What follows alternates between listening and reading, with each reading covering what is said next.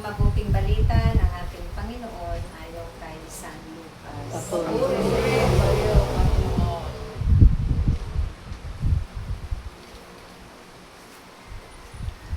Pinagaling ang 10 kitunin.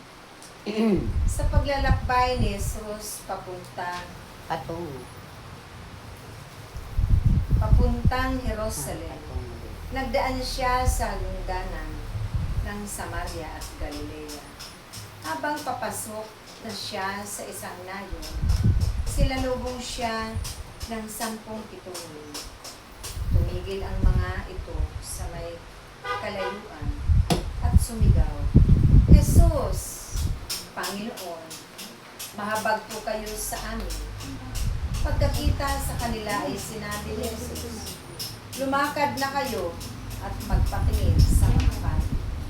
Habang sila'y naglalakad, silang lahat ay gumaling at luminis. Nang mapuna ng isa na siya'y magaling na, nagbalik siyang sumisigaw. Nagpupuri si Diyos.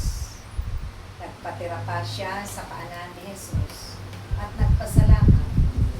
Ang taong ito'y isang Samaritano. Hindi ba't 10 ang pinagaling? Tanong ni Jesus. Nasaan ang siya? Wala bang nagbalik upang magpuri sa Diyos, kundi ang dayuhang ito? Sinabi ni Jesus sa kanya, "Tumayo ka na at umuwi. Pinagaling ka na ng iyong pananampalataya." Mga kapatid, ito ang mabuting balita ng ating Puri ka namin.